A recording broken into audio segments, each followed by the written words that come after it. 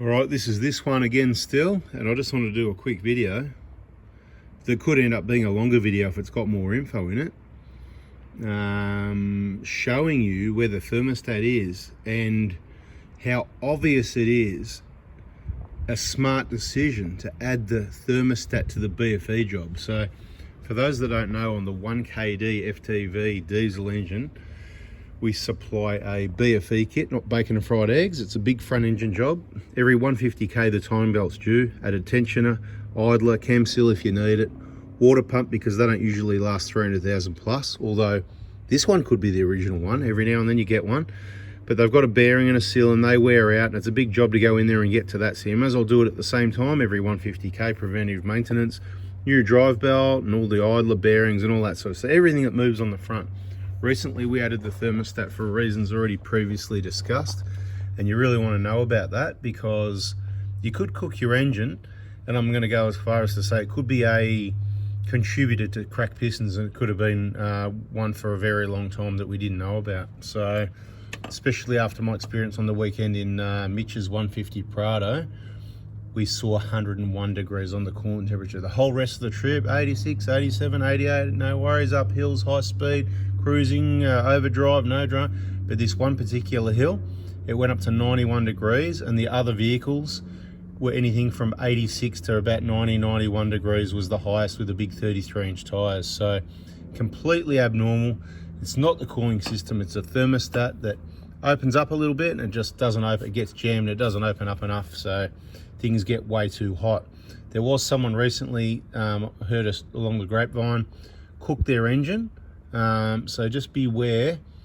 You should be monitoring your coolant temperatures. Don't rely on the gauge. You should have a scan gauge or something like that that you can read the coolant temperature.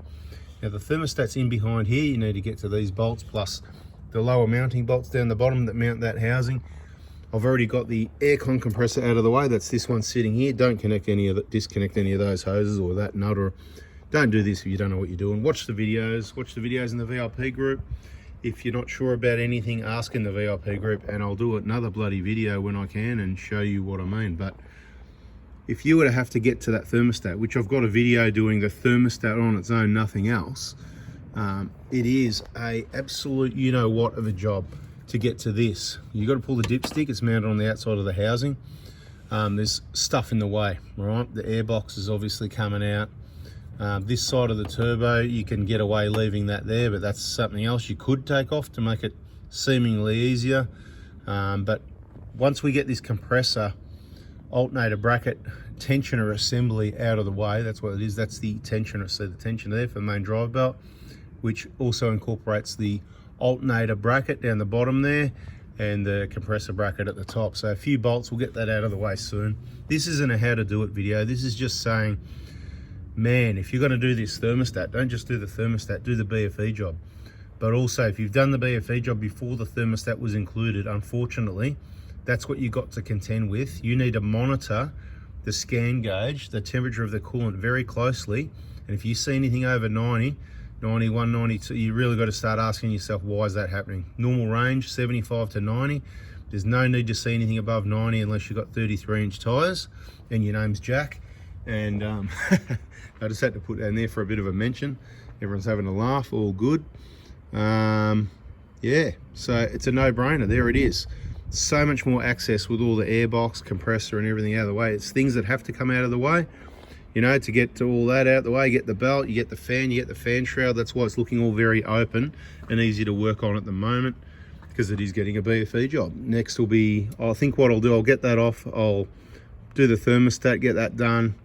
Get the water pump off, actually, and I'll get the timing belt off, give it all a big wash down, reverse flush the radiator, then we'll put the new timing belt on. That way the water pump's on and I haven't pushed any dirt and crud into the engine cooling system.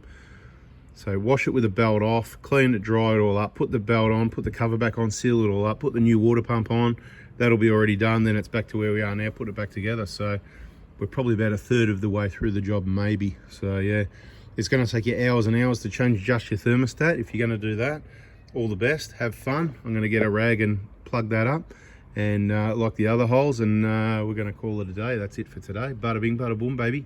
Catch on the next one if you subscribe with the bell. And if you want a BFE kit, check the Prado Hospital Facebook page for our operating hours, when to order kits. Monday morning, text message 7:30. There's no website, it's easy stuff to do. You just send the text, you get a reply, you get the order, you pay for it, it gets packed and sent. Bada bing, bada boom. See ya.